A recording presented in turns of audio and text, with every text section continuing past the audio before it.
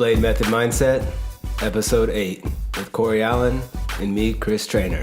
Hello, Corey. Hello, Chris. And we have with us today, straight out of Flagstaff, I just ruined it, Anthony Baca. Yay. Coach at CrossFit Blade, coach extraordinaire. Tall, dark, and handsome. Yes, he is. So many nicknames. I was having trouble picking you up on the camera over there. Actually, I tried to get that light on you, but hopefully he's over no here. issues.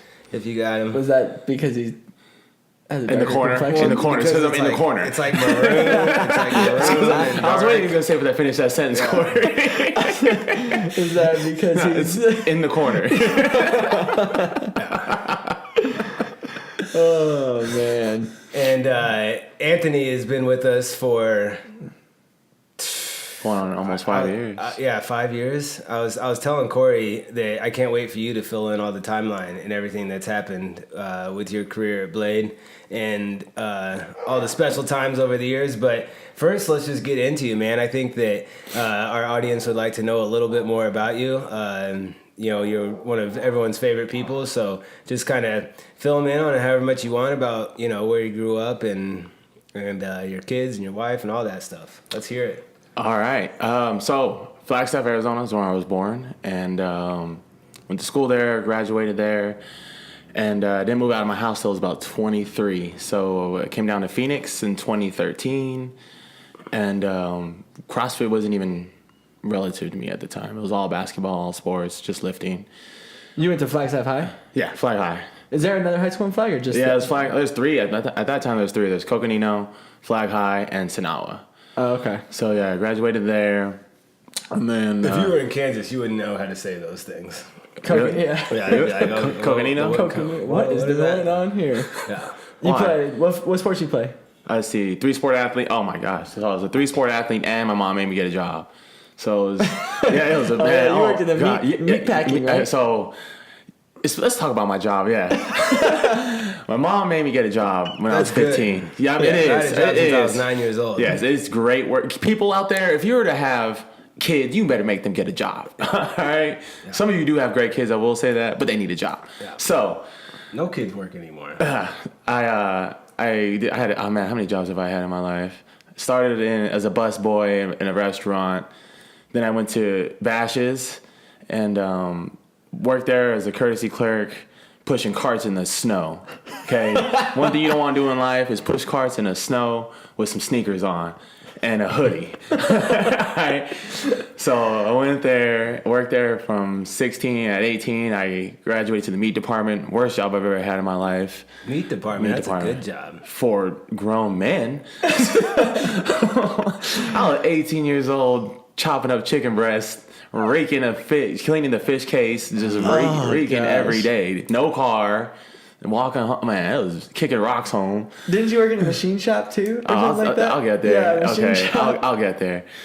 But so I worked in the grocery world, which is cool. You get paid weekly, and it's a grocery store, food unlimited. But did they know that? What? Food unlimited? The produce. You go to produce. So I would just chill with the produce guys because it was a college town. The store was predominantly college kids, so I would just kick it with the produce guys. And we'd just be chomping on bananas and whatever leftover produce. I've been beaten up. So yeah, I was a well-fed boy. And then from Bash's, my brother got me into window cleaning because he had a job with window cleaning first. And I started there at 19. And from 19 to probably throughout my Blade career, I was window cleaning on and off for over 10 years. I remember that when you came. That's what you did. You were window cleaning. It was. And were you working out at that time? Oh, working out is a lifestyle. So yes, not window CrossFit and just working on general. But 19 started window cleaning, and then that was on and off. I've always had 2 jobs from 19 to up until I went full time at Blade. So it was window cleaning, and I worked at a rent-a-car place. And then from there, I got into Home Depot and window cleaning. And then from Home Depot, I transferred to Phoenix when I was 23. Still worked at Home Depot. Still worked at window cleaning. We're living in a roach-infested apartment. That was rough. You worked at the Flagstaff Home Depot? Yeah. And then transferred. That's how you that's how you came down to Phoenix? Yeah, that's how I came down to Phoenix. I was just waiting. I came down to Phoenix with $400 in my pocket. I was panicking. Man, it was hard.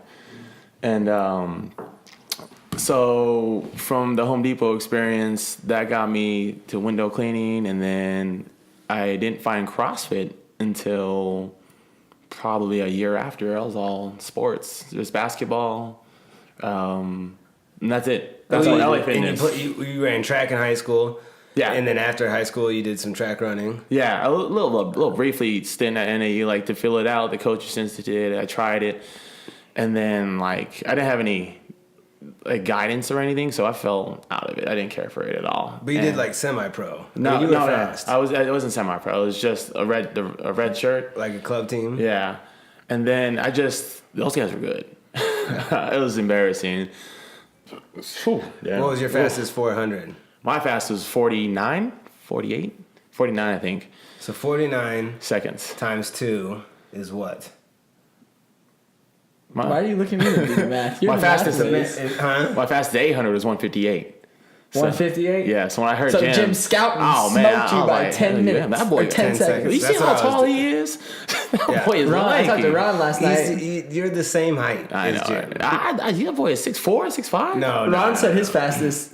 Oh, yeah, Ron.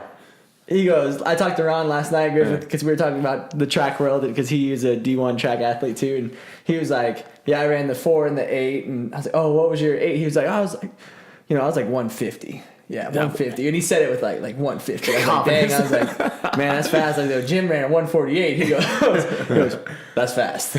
Yeah, see, so from my end, you see people running 10 seconds faster than you on the track. That's a full 100 meters. Oh, yeah. That's gone. Yeah, you're not even in the same window. That's 2 seconds faster. Yeah, 800 on the track is a long time. I know. I had the conversation with Breland when we talked about Jim Scouton, and he was like, that's impossible. He goes, I just looked up the world record, and the world record 800 was like a 146 or something like that, or 143 maybe. I was like, really? That's five seconds? That's 40 meters. He's like, that's a long way. We might have to fact check and look up the history everyone of do me a ASU on Jim, but now that all this information is coming out, I need to know. Just to update on last week's podcast, it's Jim Scouton.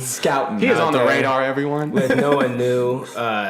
There's not a sh or anything. It's just it's a hard C in his name. He watched the YouTube last night, and he told me this morning that his kids were clowning on him because we, just everything. Yeah. We couldn't. Yeah, and he had a good time with his family watching the episode. Good stuff. All right, well, let's get back to Baca. So let's just fast forward to coming to Blade, finding Blade. Okay, so before I did CrossFit, I heard about it in 2009 from a friend. I actually did one workout. I thought that was bogus. I was like, whatever, I'm just gonna do my thing, basketball, traditional lifting. And then I started dating Shawnee, and she's like, just go. You need to just go to the gym. You talk about it all the time. And this was like when Rich Froning was winning the back-to-back championships, and it was all over ESPN for like 30 minutes and everything. Uh-huh. So I would just watch it. I was like, I can do that. I mean, anybody thinks they can just do a muscle up. So I was like, I can do that. I can compete. Went to Blade. Got it handed to me. Was Blade just the closest one to you? Yeah. Oh, yeah. So researching Blade, I went and I just Googled nearest one off North Phoenix. And it was like Blade, Untouchable, and I think that was it at the time. Uprising, probably. Uprising, yeah. So I went to Blade because my idea was just try them out. You'll pick a gym eventually. Blade was the first one and the only one. Got worked out with Chris that day. Handed to me. I was once again embarrassed. So it was like a box jump run workout. Box jump run and sit-ups. Young, athletic. I'm gonna show him up. I'm gonna let him know. Like, come on now, this dude 5'7". I was like, this dude gave it to me. 30 box jumps. Oh my goodness. Yeah. And at that time, I just came off a 5K. And I ran the 5K in sub 20. So I thought I was on a high. I was like, I can condition. I'm fine. So after that workout, that was coming up 5 years, like next week, I think. I didn't come back for a while because I was still iffy about it. I wanted to try a couple other gyms. Never went to another gym. Came back in February, and from 2014 on, it's all started then. And you just joined the gym at that point? Yeah, joined the gym in February. So February I joined. a few months down the line, I told Chris in a meeting, like when I joined, I was like, I want to do this as a career. I see myself being here and training, and this is what I want to do. So down the line, is there an opportunity for me? And he was like, yeah, just let's get you in. You learn all the movements and everything. And then sure enough, a few months down the road, he pulled me in his office and approached me. He's like, you were moving well. You told me earlier you want this as a career. Would you be willing to be part of our staff? And I was elated. That was probably the best, one of the greatest moments of my life. Mm-hmm. Yeah, me too. You remember him in the beginning, like working out? Anthony? Yeah. Scrawny Dude, little I thing. don't know. No. So like, I don't remember specific workouts because I've watched 5 years. the only people I remember specifically working out is Claire. Like honestly, like even it's been I've watched literally thousands and thousands of workouts. So like yes, I remember Anthony being at the gym and really liking Anthony, but it was more of like his movement and attitude and that. And the gym was growing, and he had expressed interest, and I always wanted to bring the coaches from the gym. And I think at that time it was Frankie, Claire, Tara, and maybe Ben. No. There was some guy named Casey for a minute. And then Some guy named Casey, I Casey Knight, yep. Like he was brief, and then it was you, Claire, and Frank, and Tara was just beginning. Yeah, she was doing Thursdays at the time, and then but you want to say you three. Frank was my coach predominantly. Yeah, so I think I said, well, this is what we do. This is an internship, and I think I'm gonna start calling it an apprenticeship. I like that better because. It sounds more prestige. It is, and it's more of like a trade, learning a trade, as opposed to like an internship where you're going to like a corporate position. An apprenticeship is like coaching is a vocation. It's something that you love to do. We know that we're not going to be rolling in Bentleys and six room mansions. Like we're not getting into a career that way. We're getting into it because it's something that we absolutely love to do. And so it's like, just like a blacksmith or, an electrician or something that, you've been called to do and you do an apprenticeship. So I think I'm going to start calling it an apprenticeship. Agreed. Yeah, I like that. Yeah. That should be a new movement going forward. Apprenticeship. So you guys, when I refer to you in like parties, I'll say during their apprenticeship. During their apprenticeship, yeah. Yes. And I wonder if anyone's going to catch. They're like, oh, that's Well, they're going to catch it now. They better be Should have let listening. that cat out of the bag. Oh, well. All right. So I said, go get your L1. Did we pay for that? Yeah, you guys did. I felt so special when you guys did that. And then you got your L1, started your apprenticeship, and that was 2014, and then became a coach, and from there, it's just been continuously growing as a coach from then on. Growing tremendously. And so we can talk about that a little bit. Like, coaches, we like to think that at Blade Method and CrossFit Blade North, the Blade Method brand, that we do things a little bit differently, that we try to have, from within the community, people that are a part of us, that bleed blue, that, love our members, that love the brand, and we're just this big family. But it doesn't happen like out of the bag. A lot of people see the coach that Anthony is today, and which is a phenomenal, awesome man and coach, and someone that I'd take 10 Anthonys, but it wasn't like that in 2014, 2015. It takes time, just like everybody, just like me honing my craft, early on in my career, Corey, and so, I want people to understand that you've worked really, really hard over the years, and it shows, and not only, seeing and correcting movement and actually being able to coach high skill movements, but just your presence and attitude in the gym, and, your authority at the whiteboard, which I think that was one of the things that we had to work on the most back in the day. It's hard to speak in front of your peers because that's who they were. It's not like you were coming in and speaking in front of strangers. When you're at Blade and you're done with your apprenticeship, you're talking to your friends, and now you're an authority figure.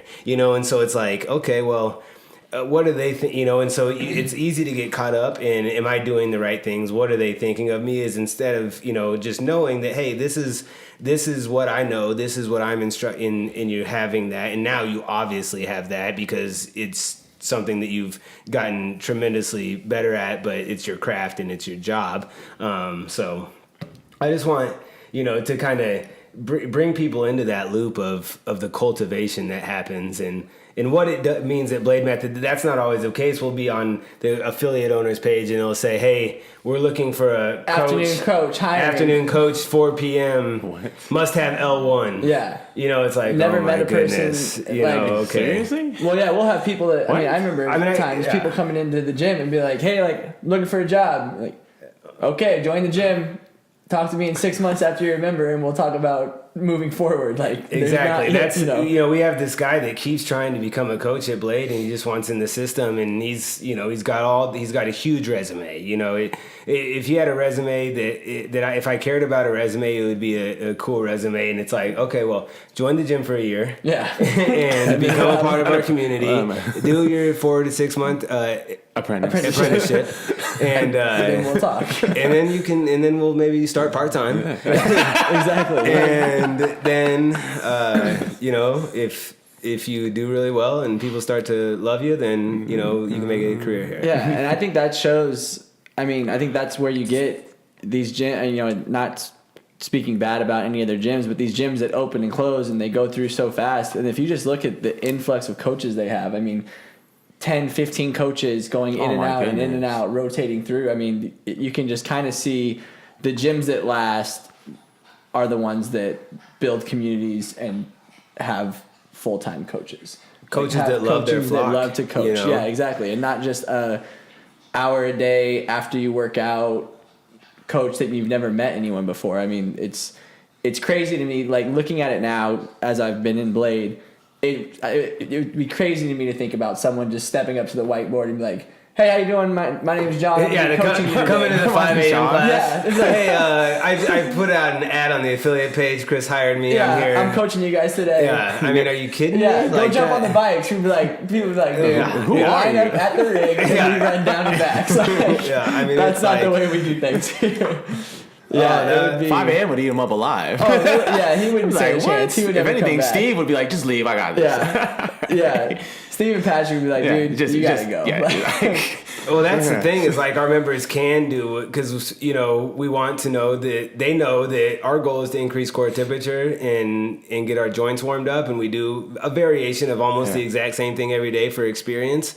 And guess what? When a coach, very rare occasion, in this, 6 years or whatever, 6 years of Blade, I think I've missed a 5 a.m. twice.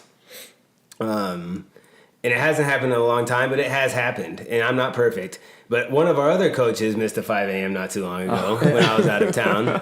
His first time to be able to open up to 5 a.m. Not to name any names, but he missed it. And guess what our members did? They warmed up. They got ready, and so when that coach showed up, they were ready to rock and roll. And he wasn't. He was like, "We got to warm up," and they were like, "No, we already did that." So. And that's the thing. Like, I think people don't understand that. Like, in the everyday world, you're late for work. Like, your boss, hey, dude, like you were late for work. Like, if we're late to work.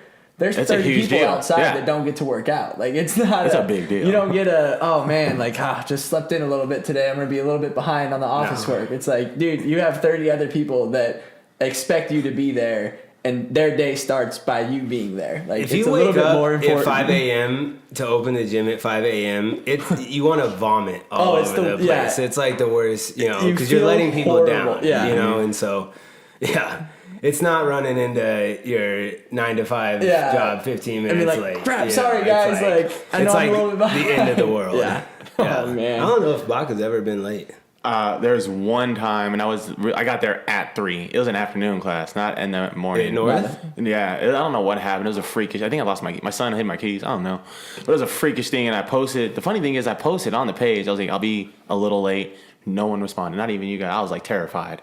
I was like, oh, I guess they got my back too. So I've never missed a class at Blade, but I've coached for 4 years now. Knock on wood, yeah. And I probably 2. I think I've been late to 2 5 a.m.s. But yeah, it's the worst feeling in the world. Like I slept all the way through. 3:30 class isn't when you're at the gym. 3:30 is when the class starts. Starts, You're at 3. Yeah, exactly. And I missed the whole class. Like I slept all the way through it. So there was no like, hey guys, I'm 10 minutes late. Like I woke up and it was like 6 a.m. and I was like, I missed an entire Oh my class. gosh. Just like insane. Facebook notifications through. I was like, I'm sorry. I don't know what else to say to you. I feel so horrible. Yeah, it's the worst. At night, I check my phone at least 3 or 4 times, literally before I go to bed. I do too. I have 6 alarms. It is the most stressful time of my day. I get up, sit down, get up, get out. Julia's always like, "What are you doing?" I was like, I have to make sure I have the alarms set. You better say 4:04, and I'm good to go. Claire has 32 alarms set. But, I know people want to hear us talk about not being late to work for hours and hours, but I do want to, something we missed on Anthony before we get too far ahead into our next subject is that you have a wife, Shawnee, that goes to the gym. We want to introduce your family. So, let's go ahead. Starting with, my queen, Shawnee. When did you meet Shawnee? So how long have you guys been there? I like the story how I met my wife. So I've been in Phoenix for probably 2 years, and it's Valentine's weekend. Okay, so I met my dogs that I met in Phoenix from the traditional gym. We're always going out, and we go out on Valentine's weekend. And your friends. Yeah, dogs, my dogs. Oh. I was like, what? I really was. Man, I'm 34. Dang it. Oh, you my dog too, Chris. Yeah. But let me correct. When I refer to dogs, it's like these are the guys I got in trouble with. All right, so I'm with them. It's Valentine's weekend. We go to Westgate, and like we're having fun. It's getting late, and all of a sudden I look over and I see this. She had to been like 6'4".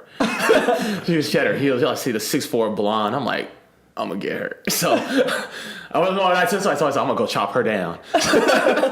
So I see her and like I'm stalking her, and I look. And I'm like, all right, ain't the time right now. She over talking to him. So I wait, and all of a sudden I don't even know how I remember how I started talking to her. The next thing I'm just dancing with her. And it goes from dancing to, this is when I fell in love with her. It goes from dancing to us talking. And her first question that she ever said to me was, do you love Jesus? And I was like, what? This girl knows me. So as soon as I heard that, like everything was just quiet. And we started talking, and I got her. She put her number in my phone and called her phone to make sure I had her number. That sounds about right. She was like, you take this. Yeah. She's like, you think no? She's like, number. She's like, you think I gave you a fake number, huh? I was like, I really don't know what's going on. So she calls me, and we start a relationship. We were supposed to run a 5K together. She ends up dumping me that day. She like ghosted me all week. And then she calls me the day of the 5K. Sorry, Shawnee, but this has to be her. So she calls me the day of the 5K. She's like, I'm sorry, this ain't going to work out. She didn't think we were together. I thought we were together. So I ran the fastest. That's why I ran sub 20. That was the fastest. So I ran with heart that day. I ran a sub 20 5K. Like it was my second fastest 5K to date. And from then on, we're like this is in April, and I don't talk to her for almost the rest of the year. And all of a sudden, like out the blue in July, August, she texts me. She's like, "Hey, how are you?" And I deleted the number. Like, who's this? She's like, "It's Shawnee." And I'm like, "What?" And I'm short with her. And we go on a date, and she texts me again. She's like, "Hey, what's up?" And I played it cool. I was like, "Who's this?" And she's like, "You didn't see my number?" I was like, "What? I didn't know I was supposed to." And then we ended up, getting together and quickly getting married. I proposed on Valentine's Day again. Ironic. Valentine's Day again. In June that year, we got married.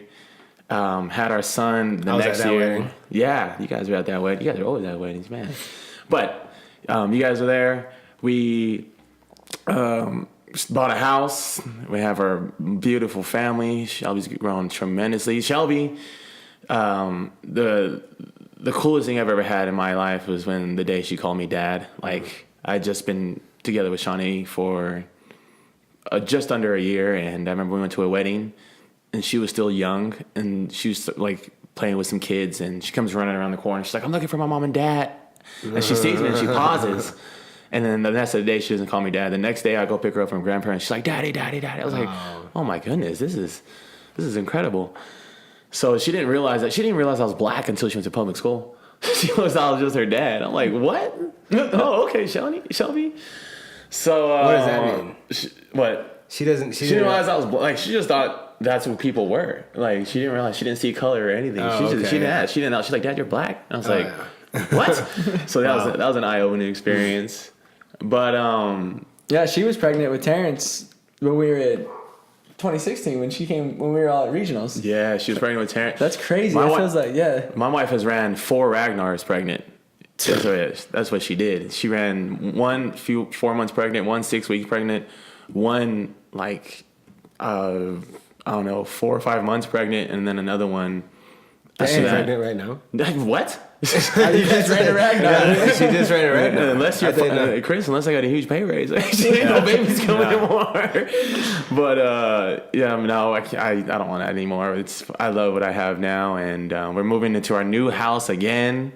I mean, you guys at Blade have blessed me tremendously. That everything that I have right now is because of you, Chris. So you, Chris, Tara, and Claire, like all 3 of you, where I'm at in my life right now is because of Blade. From you guys all the way down to the members. So everyone, yes, thank you. Well, thank you, man. I mean, you've blessed us in a lot of ways as well, my man. So it's a two-way street, that's for darn sure. You make Blade a better place for everybody. So that better place, let's talk about, because we don't want to go too long, and I don't know how long we've been going. Corey, you got a timer on here? Yeah, we have time for another subject that we wanted to get into today. We can do it quick okay, subject. The ballad of Anthony could go on forever, and if we'll have him back on and talk more about him. But I do want to talk about something that I think is a great subject to have on when Anthony is our guest, is attitude at the gym, because Anthony's got one of the best attitudes. And so, in my fitness career and experience, it's been an overwhelming favorite that if someone has got a positive attitude in their training and nutrition and their outlook, that they're going to have more success than the person that generally has a predisposition to a negative attitude, whatever they're doing. And both of you have tremendous attitudes. I mean, that's why I was so attracted to both of you, is because of your attitudes. And so I know better 2 people to talk to is about how does it affect you when someone comes into the gym and doesn't have a great attitude? Is it something that, makes you feel a certain way, or do you try your best to correct that person's attitude? Like, how do you see people in the attitude that they have on a daily basis? When it comes to attitude, like literally I can name probably 2 or 3 people ever to step in the gym with a negative attitude. Well, don't name them. I'm not gonna name if I wanted to. Don't actually put their names down. But for the most part, the guys that had the bad attitude, I mean, they didn't last longer than a day there. And when I saw it, I just didn't let it brush me. I let it phase me. I was like, all right, I worked with them. I treated them just like I would anybody else. And they just didn't like what I had to do with them. They didn't want to scale. They didn't want to. They wanted to lift heavier, and they looked at me like I was the incorrect one, and that almost got me riled up. But was it a middle-aged white dude? They were white. They're white, but they're young kids. They're like in their mid-20s, and I don't know why they were even here. They're like, "Why don't you let me squat?" I'm like, "Well, because you're not doing it correctly." Yeah. So.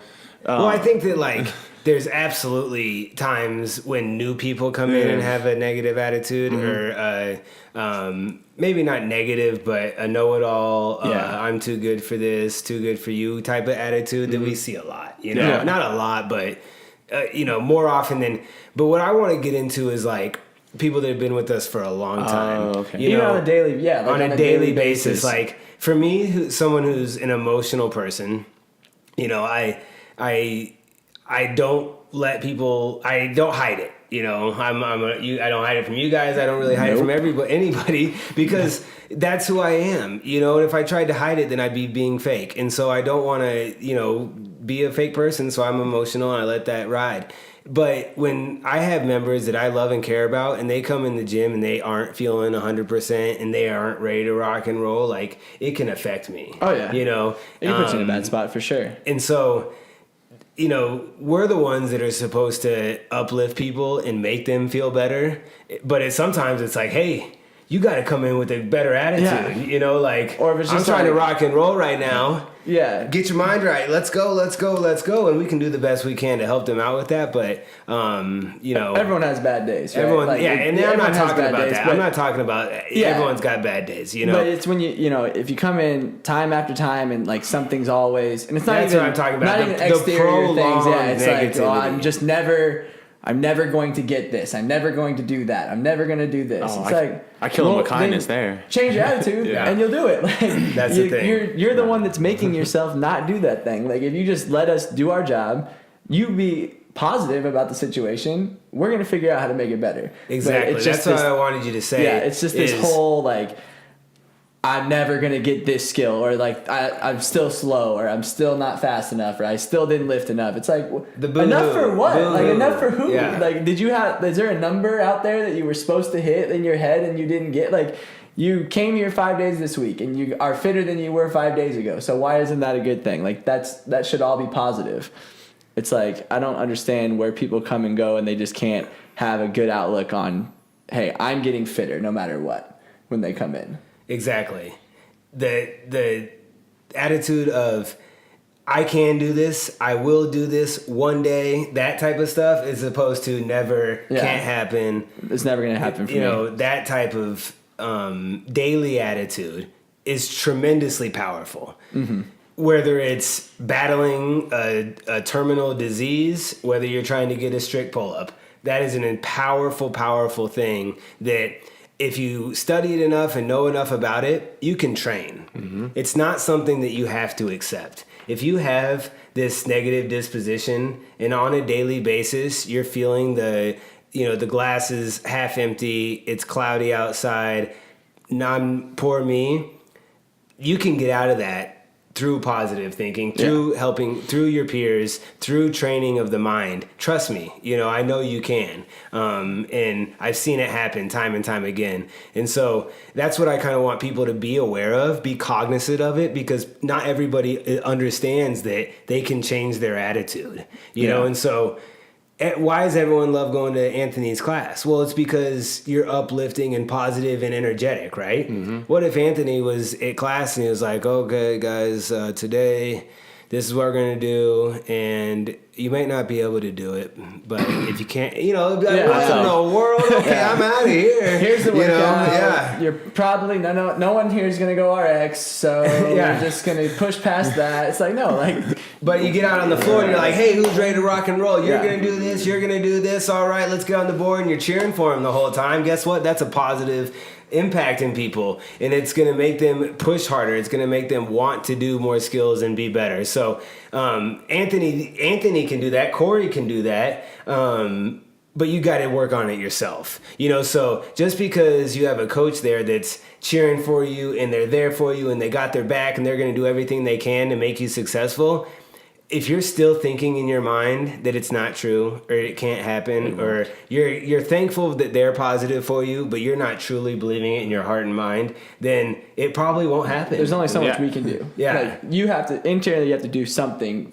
You have to believe. Yeah. Within your heart and in your mind, and work on that. And it takes small steps and pray about it and know that one day I'm going to get whatever it is that you're going after. And that could be a multitude of scenarios, but most likely it's something in the gym, but it could be outside of the gym and in your workspace or with your family or whatever that is. I mean, the power of the mind is something that can be harnessed and cultivated and expanded. So, as far as, you, Corey, you have this uplifting, energetic attitude, just like Baca. When you get in a class and someone's got something that they are hurting about or injured about, how do you respond to it? I just always try to make them realize that this 60 minutes that you have in the gym can 100% change your day and be a positive thing in the day, because you can control all 60 minutes of it in some form or fashion. You might not be able to control how many reps you get in the workout or the skill you have or whatever that may be. But if you come in there, whatever else happened in the day, and if you decide that I'm going to have fun, I'm going to have a good workout, and my day is going to be better when I leave here, it'll happen no matter what. So when they come in there, and if I feel like people are sluggish or they're not feeling so hot, it's just like, hey, like maybe I'll take it away from the athletic side so much, like getting on them about like what weight we're going to do, what we're going to do this, how we're going to do this, and just more, like let's have some fun. Like we're going to work out, we're going to throw down, we're going to have a good time, and then we're going to leave here with a smile. Like let's just get after it real quick. So, and sometimes that's all someone needs to hear. Like if they're already a person that gets wrapped around like what's written on the whiteboard too much, and if they let that bother them too much, sometimes you just need to take that away a little bit and just be like, yo, it's a Tuesday afternoon and we're just going to throw down and have a good time. We're going to work out and we're going to have fun. So let's get after it and we'll move forward from here. And usually you can get someone out of kind of their funk that they're in, at least for the time that you have them. Yeah. Yeah. For the time you have them, but that's going to carry over the rest of the day or whatever they're doing. I mean, if they're, because they'll get all the hormonal release and the endorphins and everything that physical activity, especially CrossFit, can provide, in the community aspect. I feel that we are, as coaches, how I look at it is that we are in charge of 60 minutes of somebody's day that could change their day for the better or change their day for the worse. It's our job to make it better. Yeah. So we have them first 60 minutes. They're looking to us and to the gym to have a good time and to get healthier, fitter, faster. That's our job to do. So taking that 60 minutes and making sure that you touch everyone and make their day better, then you won the day. Absolutely. You won the class. And so Anthony, I don't, what you have this effect on people to where you can really get into, personally with them in their lives, like especially watching you with like ladies at Barbell Club and stuff like that, I mean, it's something that's really, really special, and I think that everybody that goes into that Barbell Club, you get to, they're going and you're working out with your friends, right? Yeah. I mean, that's the kind of relationship that we're building, on a daily basis. And when your friends are hurting and when your friends are not feeling their best and not bringing out the best version of themselves, it affects you, hardcore. And so we want, as leaders, to make sure that we're giving you everything we can. And if there's something that you need, then to come up and ask. And I know I'm so direct sometimes, and like sometimes I'm just an idiot, like when it comes to like when someone does come up to me and they're not feeling great and I'm like, no sympathy. Yeah. Well, you need to change that. I'm just not having a great day. Yeah. Change it now. Yeah, I might have heard that once or twice. Yeah. Well, okay. Well, yeah. You are having a great day because guess what? You're alive. You're healthy. You're here doing CrossFit. You've got a job. You've got a house. And I'll say stuff like that. 35-pound barbell, 10-pound plates. Get it now. Get to that spot on the floor, and let's go. And obviously, when my blood's up or something, if I'm in a high energy situation, that's the stuff. But I can also be super tender and caring as well. Right? I 100% believe absolutely. it. Cry with you all the way. All the way. Yeah. That's the best is when he just yells out command. Yeah. Red bar, 10-pound plates, clips, stages, over there, ab mat. 10 seconds. They're like, I don't have time to be upset because I got a lot of commands. I just got to get done. Change the way you think about things. See, that's probably what it is. You just give them a task. Yeah, give them a task based. So they just change their mind. By the end of the workout, they forget about it already.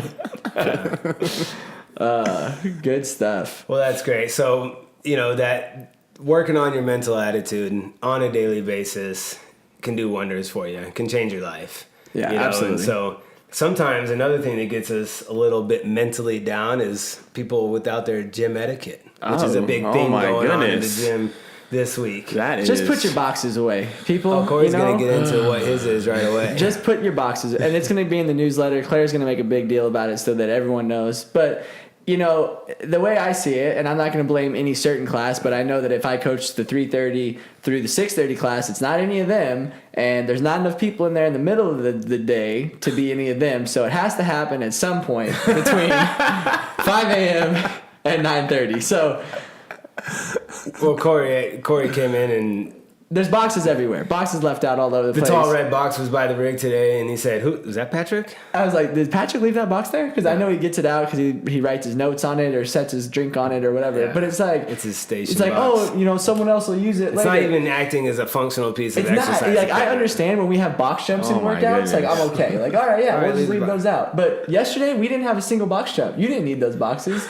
You just assume it's like just because you assume someone else is going to use a 135-pound barbell 6 classes later, do you leave that on the floor? No, you put it away after you're done with it. But Patrick's got a little bit of reign in the gym, you Yeah, know, like I he's kind of understand like that. one of those members that, you know, he's helped out at every event for years, and he's I get been that. to 5 days a week for 6 years. 6 years. Yeah. You I know, mean, and Patrick, like, he has, I mean, he probably get into the gym whenever he wants. I understand that. But there was 17 boxes. like Patrick's out the type of yesterday. guy that at Blade games, he couldn't compete. The kids had soccer all weekend.